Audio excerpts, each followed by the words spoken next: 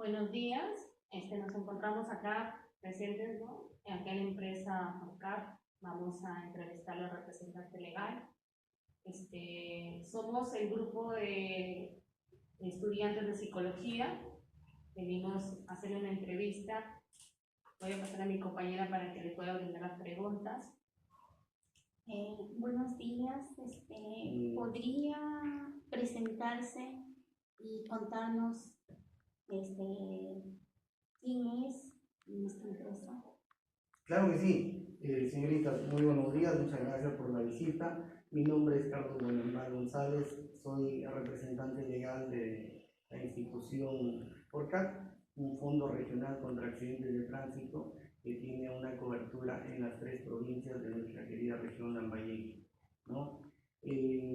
Bueno, FORCAD es una institución, un emprendimiento de los transportistas creados por una necesidad, creados por la necesidad de que las empresas aseguradoras como Positiva, RIMAC, grandes corporaciones, pues extendían sus coberturas en dólares y los precios eran exorbitantes y se creó esa necesidad al transportista de ver un fondo colectivo, y es así que este emprendimiento de FORCAD nace el año 2006 con una ordenanza del gobierno regional, en ese entonces el doctor Yehude Simón Munaro.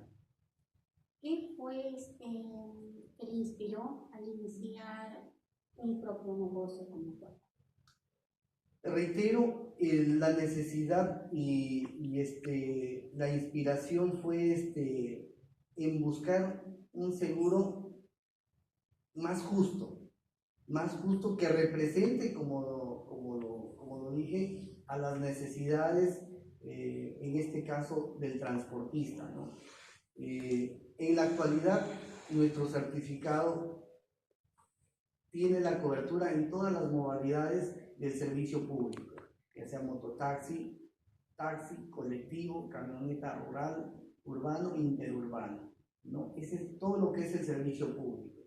Esa fue la necesidad del transportista. El transportista tal vez es la persona que vive del día a día, y un solo, 2 soles para ese transportista significa mucho.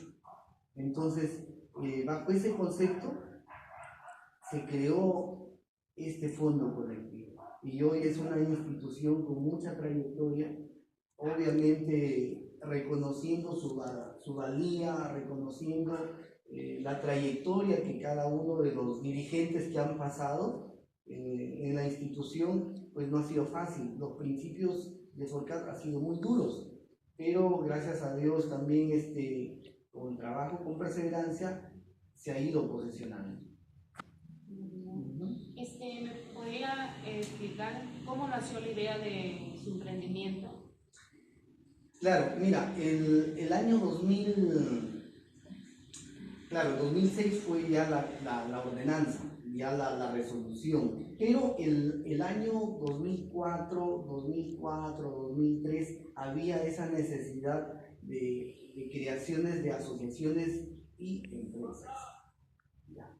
Entonces, la idea surge en Chimbote realmente. La idea surge en Chimbote con un dirigente, líder Saavedra, ¿no? Un dirigente transportista muy conocido en la ciudad de Chimbote, que ya tenían este fondo, pero no era la idea que se ejecutó acá en Lambayeque. Si bien es cierto, esa idea se fue puliendo, los dirigentes de acá, de ese entonces, más visionarios y tal vez con más apoyo político, porque sin eso no se hubiera podido lograr hacer, ¿no? En Chimbote surge todo este fondo colectivo, pero donde se hace realidad y surge la primera ordenanza regional es acá en Lambayeque, y de acá de Lambayeque se replicó a todo el Perú. En ese sentido, nosotros dichosos de haber contribuido con nuestros dirigentes antiguos, contribuidos a la sociedad, al bien común, que hasta el día de hoy lo mantenemos, ¿no? Y esa es la idea que en su momento nace de la necesidad. y se fue proyectando en el tiempo, se fue normando y de tal manera que nuestro reconocimiento, ahí yo decimos que ayudó a fortalecer este emprendimiento de los transportistas, como, en su momento estuvieron el señor Adán Pérez Bernía, que fue el presidente de la institución, lo acompañó en su directiva Alejandro Roy, don Miguel Guerrero Chubipul, el señor Andonaire, el señor Edwin Saavedra, que también todos estuvieron ahí en esa primera directiva, ¿no? Pero hoy nos toca estar a nosotros y seguimos avanzando. Muy bien. ¿Qué problema buscaba resolver?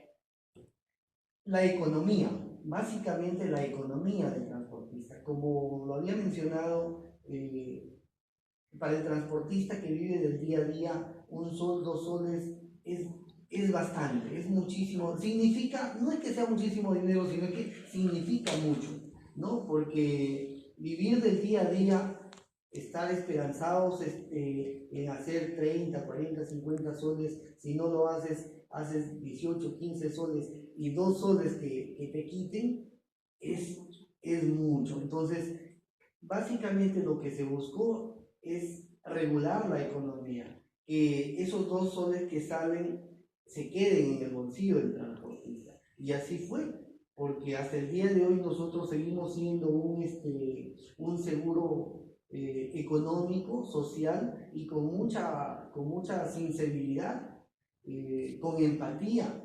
Tal vez en el proceso han habido muchos errores, de eso no hay duda, pero de que se han alineado las cosas, de que estamos por buen camino y que nos falta muchísimo por recorrer, de eso también yo lo tengo clarísimo.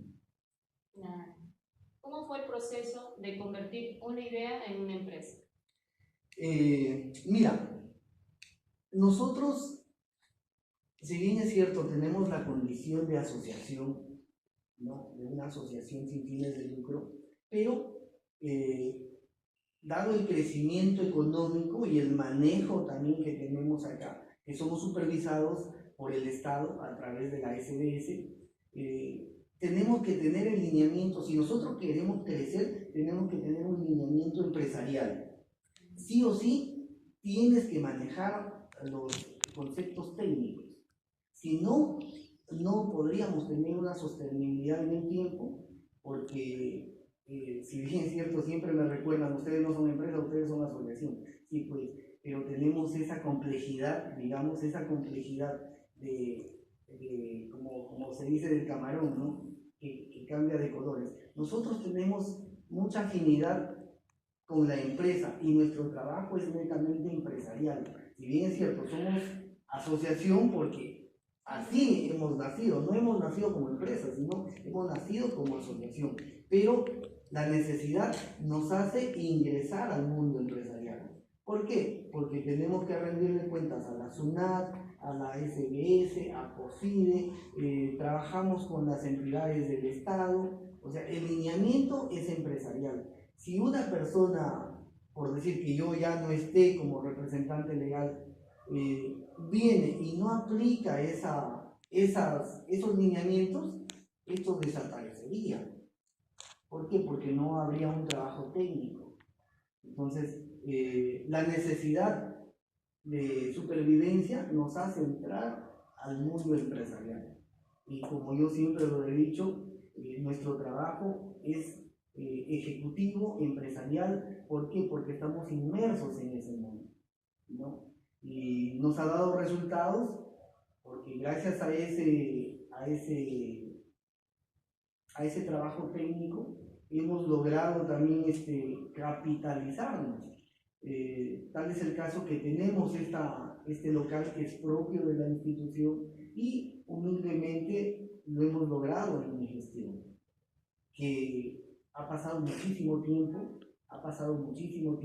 y no se ha logrado grandes cosas, pero cuando Dios y la voluntad también de uno en hacer bien las cosas, los resultados se dan por sí solos. Señor Carlos, dígame, para comenzar este evento, ¿puede contar gestión requiere de la economía, la parte económica es fundamental en todo aspecto. Una vez que se hizo la estructura, el organigrama, cómo iba a funcionar esto, todos los dirigentes en su momento, lo poquito que tenían en ese momento, pues pusieron de la suya, ¿no? Porque para movilizarse, hasta para ir a un pasaje de aquí al gobierno regional tienes que invertir 10 soles, 20 soles, y vuelta. Entonces, los dirigentes de ese momento contribuyeron con un pequeño capital para también valgan verdades, acá Yehude nos dio la facultad, como se dice en la ordenanza regional, la facultad de imprimir nuestra petición, de tal manera que, como se dice, el mismo fuego salgan las correas, y poco a poco ir creciendo. Tal es el caso que en su momento, cuando se crea la ordenanza regional, hubieron 4 AFOCATs acá en la regional, ¿no? Porque se dio la apertura. Entonces los transportistas que estaban en ese momento, oye, hay que armar un grupo acá, otro acá, entonces se hizo un afán de crecer en ese o sea, podríamos decir que uno de los socios con el señor Yehude Simons. No, como autoridad regional que era. Usted nos comentó que Yehude Simons les autorizó imprimir y vender sus propios SOA. Sí. La pregunta es, ¿tuvieron socios o inversionistas que apoyaron a ese bien? Claro, los mismos dirigentes, los mismos transportistas de ese momento inyectaron capital. Si bien te autorizan, pero la imprenta no te lo va a hacer llegar. Entonces, ya, ¿saben qué, señores? Por decir, en este caso, estamos reunidos acá, vamos a comprarnos una mototaxi entre los 4. Entonces, ¿cuánto cuesta esa mototaxi? Cuesta, digamos, 5.000 soles. Entre los 5 nos dividimos los 5.000 soles y cada uno pone la suya. Algo así funcionó, se dio esa iniciativa de esa manera, con fondos propios de los mismos dirigentes. Porque, por decir, yo soy una parte del transporte, yo soy transportista. Si me voy, le digo a mis compañeros, muchachos, tenemos un emprendimiento, porque la gente no tiene. Entonces, en ese momento, los que estaban inmersos, los que estaban involucrados, tuvieron que poner la suya. No sé cuánto pusieron, pero era necesario para poder reactivarlo, sino cómo crecían. Dígame, señor Carlos, ¿cómo fue cuando ustedes ya comenzaron a tener sus CAT? ¿Cómo consiguieron sus primeros clientes? Como reitero, esto fue un trabajo gremial. La institución estaba integrada por las diferentes modalidades, mototaxi, colectivo, camionetas rurales, y cada dirigente pues lo hablaba a su grupo, ¿no? Ya tenemos un seguro contra accidentes de tránsito y captar esos clientes a través de los dirigentes, ¿no? Y poco a poco Forcat fue teniendo identidad, y como habían 4 AFOCATs, la competencia era tremenda, porque todos querían vender, ¿no? Todos querían vender, pero yo sí, acá yo quiero hacer como se dice, un paréntesis, en que Forcat tuvo la suerte de que se involucró gente que tenía conocimientos, que tenía visión, ¿ya?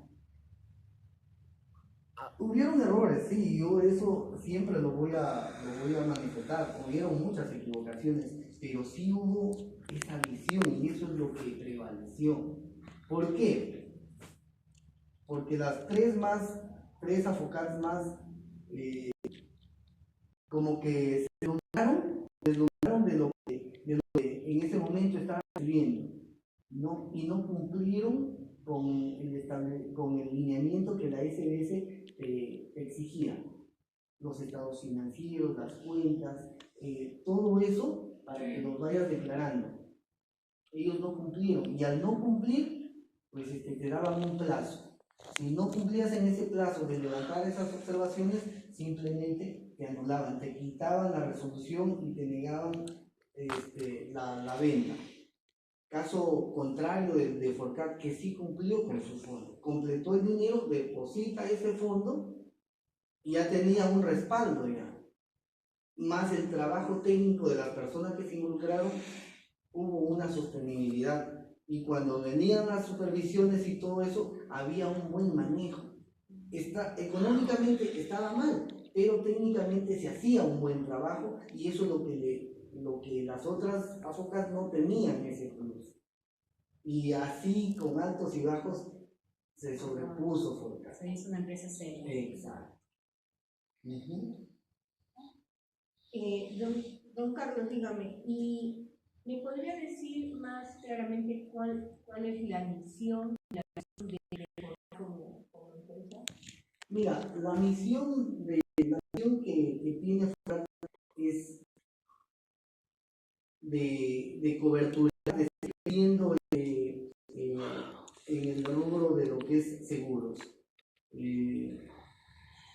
Queremos que nuestros usuarios, nuestros socios se sientan al menos satisfechos del trabajo que se viene haciendo acá, en el cumplimiento de todo lo que ya está establecido dentro de la norma, ¿no? Y la visión que nosotros tenemos es que a un mediano o corto plazo Forcat tenga una clínica, tenga su propia clínica, ¿no? El crecimiento que hoy tiene es lo pero bueno. Y nosotros apuntamos que en esa visión que tenemos, apuntamos que si fue fácil, por decir en este caso, para nosotros fue fácil adquirir este bien, esta propiedad, creo que no será difícil también adquirir otro bien, pero que sirva como para, no solamente para el transportista, sino sirva para la comunidad en general. Una clínica tal vez, como se puede decir, social, ¿no? Con costo social.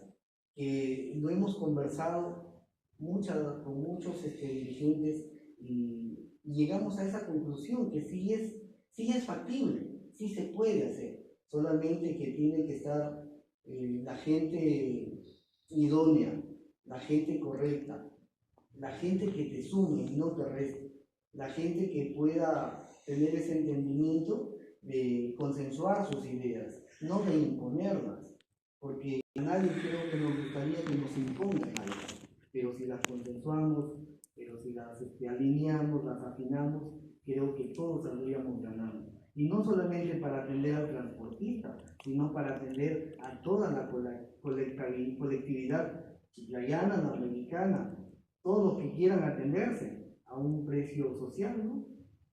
Ese es el alcance, la visión que humildemente yo los manifiesto a mis compañeros y ojalá Dios permita que sea realidad. Dios quiera. Dígame, don Carlos, como SOA hay varias competencias con las internacionales.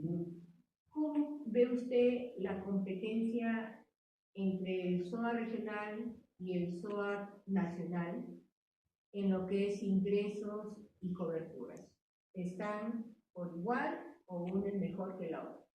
Mira, la ley nos da la condición de igualdad para todos, ya sea empresa o asociación. En el caso de las empresas como Positiva, RIMAC, y en el caso de las AFOCATS, que son asociaciones, todos tenemos la misma condición de cobertura. Todos tenemos la misma condición de cobertura. Lo que sí nos diferencia de ellos es que ellos sí pagan impuestos.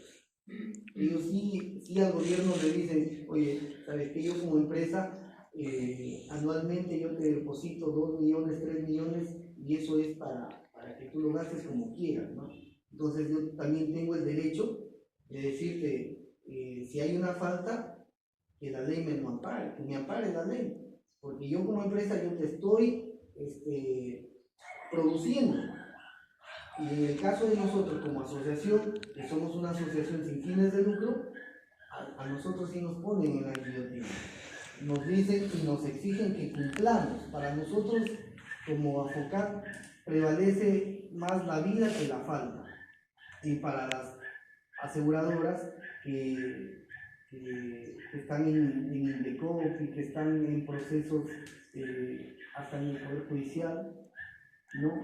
Y con deudas exorbitantes de multas, pues transcurre el tiempo y simplemente queda anulada todas esas multas, ¿no? Por prescripción tal vez, ¿no? Que no se paga, ¿no? Y la diferencia solamente es en la parte económica y en la parte del trato. Cuando nosotros nos hemos reunido con la SBS, siempre lo hemos manifestado que haya una condición de igualdad, porque todo este tema que se maneja también es un tema político. Cuando nosotros ingresamos un proyecto, si queremos cambiar la norma, tiene que ser a través de proyectos. Ingresamos dos proyectos hay en camino, que está en la Comisión de Transportes del Congreso de la República. No prospera, ¿por qué? Porque también la otra parte, que son las aseguradoras, también tienen sus intereses, también tienen sus políticos. Y dicen, ¿sabes qué? A esto no lo despasa, a esto aguántalo, y mientras no haya una fuerza social, nunca se va a hacer realidad. Por ejemplo, nosotros pedimos igualdad de condiciones. ¿Qué miedo tienen ellos? Si nosotros como FORCAP, a pesar de nuestros errores,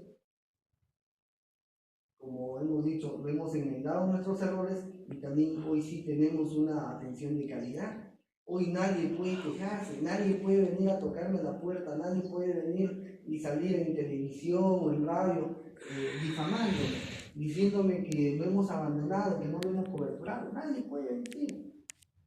A veces la vez pasada me llamaron de la radio Javier Castro, Quique Maeda, a preguntar, ¿no? O sea, a causar zozobra. Yo le digo, si es que hay alguien, le digo, que no se haya accidentado, no haya sido atendido, no haya sido coberturado como la ley lo manda, pues tiene todo el derecho a denunciarme.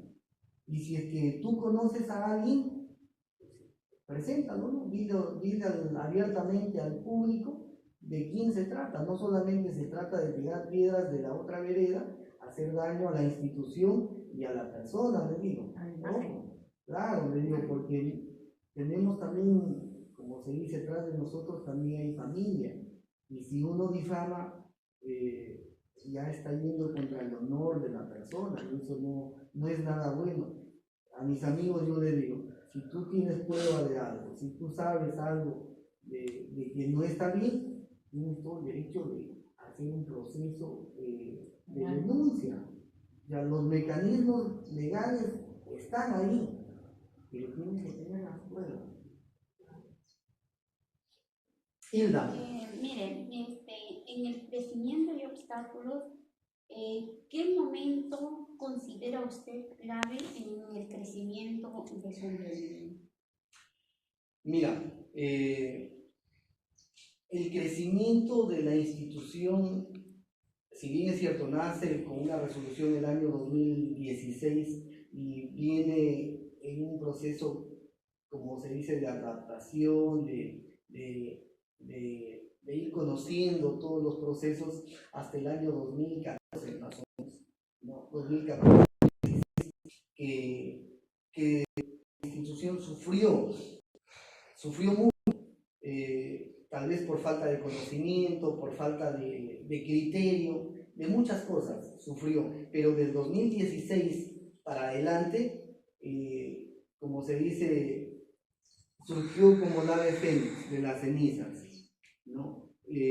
Aprendió de sus errores, fue creciendo, fue más visionario, fue cumpliendo con todos los requerimientos que teníamos y llegamos pues en ese proceso llegamos a cumplir con lo que nos exigía la SBS, un fondo de solvencia, que en los años 2000, del 2016 hasta el 2014 más o menos, no teníamos un fondo de solvencia. Si bien es cierto, iniciamos con unos 450.000 de fondo, que se juntó un dinero para poder brindar el servicio, pero nunca creció también ese fondo. Entonces, hasta el año 2014 seguíamos en esa misma línea, no había crecimiento, pero del 2014 para adelante la cosa fue cambiando.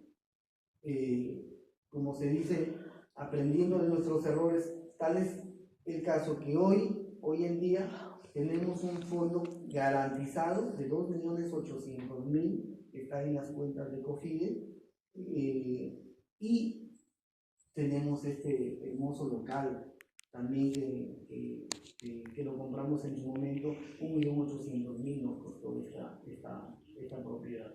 O sea, ha habido un cambio radical, digamos, en el manejo económico.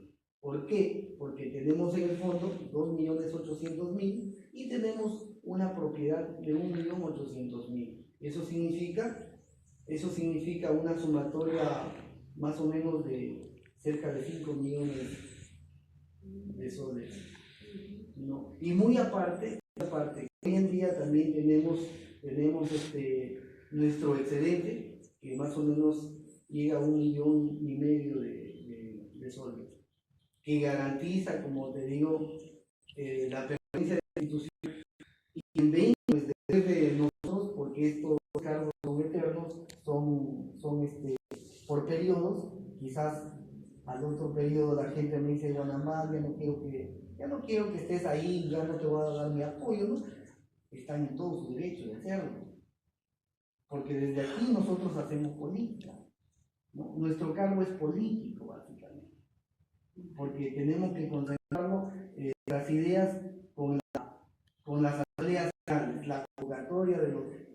si yo quiero ir en el cargo, tengo que convencerlo a la asamblea que por qué quiero quedarme en el cargo, qué es lo de bueno que he hecho yo. Tengo que hablar las virtudes que yo he hecho, tengo que decir cómo lo encontré a la institución, cómo inició el proceso y cómo yo lo estoy dejando. El que es consciente sabrá reconocer, el que no, pues también dirá, ¿sabe qué? No me interesa, lo que hayas hecho ya hiciste, así que te me vas, ¿no? Porque está bien dirigido. Y alrededor hay personas muy positivas, muy buenas. Sí. Creciendo de empresa. Claro. Confianza. Así es. Tenemos unas preguntitas de conclusión. Claro. ¿Qué consejo le daría a usted a alguien que quiere emprender? Bueno, el emprendimiento es una cosa tal vez desconocida y a la vez que tienes que tener el valor, esa determinación, tienes que ser disciplinado, tienes que tener metas, tienes que tener objetivos para poder emprender. El emprendimiento es difícil, no es dar el primer paso, no es fácil, pero con determinación, con decisión, creo que las cosas son más viables. Tienes que tener en claro qué es lo que quieres hacer, qué es lo que quieres lograr y qué estás dispuesto a sacrificar tú para lograr eso, ¿no? Porque una cosa es tener la idea. Muchas personas piensan maravillas, de verdad. Si es que lo hicieran realidad, una tan solamente, una cosita de las maravillas que tienen en la cabeza, de verdad que vivirían por el resto de su vida tranquilos y tal vez hasta sus generaciones lo dejarían bien posicionados con las maravillas que tienen en la cabeza, pero no son capaces de tomar lo más importante, la ejecución. Por más simple que sea una idea, tienes que hacerlo realidad. Y en ese concepto tú te vas a dar cuenta que dando el primer paso, si ya diste el primer paso en el puente, 2, 3, 4, y sin darte cuenta, has avanzado en un puente, digamos así, de manera figurativa, volteas y te das cuenta que has avanzado hasta la mitad. Que todavía para regresar tomará la mitad del tiempo, mejor sigue avanzando que lo vas a cruzar, ¿no? Entonces, exacto, entonces es la determinación, es las ganas de querer hacer las cosas, te lleva pues, a posicionar, te lleva a ser diferente tal vez, la disciplina, la constancia. Eso básicamente yo creo que es fundamental en una persona. La decisión, la determinación, la ejecución en una simple cosa. ¿Qué errores comunes usted ha visto en otras empresas que han emprendido? Como te digo, tal vez la falta de constancia, ¿no? Las ganas de querer crecer. No solamente se trata de tener la idea y que el negocio funcione. O sea, se trata de involucrarte. Cuando inicias, se trata de involucrarte al 100%, y muchos de los negocios que han emprendido pues piensan que va a funcionar en piloto automático. Lo hago esto, pongo estas personas acá y que funcione, ¿no? Si tú no te involucras al 100%, al menos para iniciar, no vas a tener resultados. Y por eso es que tal vez cuando las personas han emprendido algo, no han tenido disciplina, no se han involucrado, lo han tomado como una cosa más, un aprendizaje más, y no se trata de eso. Yo creo que cuando una persona es decidida en algo, tiene que darlo al 100%, ¿no? Si tú quieres ver resultados, tienes que darlo al 100%. Tú quieres ser una buena mamá, tienes que cuidarlo al 100% a tu hijo, que esté bien alimentado, que esté saludable, que tenga las condiciones para que esa criatura se desarrolle. Lo mismo sucede en un negocio, es nuestra criatura, que tenemos que cuidarlo, tenemos que consentirlo de alguna manera. Como se dice, lo que no sale de ti, no esperes pues también que esa reciprocidad, ese cariño, ¿no? Cuando uno cuida, por ejemplo, en este caso, en nuestros hijos, un ejemplo, si tú le das amor, si tú le das cariño, si tú le das la forma, como se dice, de mamá, esa criatura es recíproca, también de igual manera te quiere, de alguna manera hay empatía, hay conexión ahí. Lo mismo sucede con los negocios. Tienes que tener esa conexión, tienes que tener esa empatía con lo que emprendes. Tienes que quererlo a tu emprendimiento. Así sea, ¿qué te digo? Un balay de golosinas, o sea, así, por más chiquito que sea el negocio, tienes que quererlo porque es nuestro bebito, es nuestro hijito.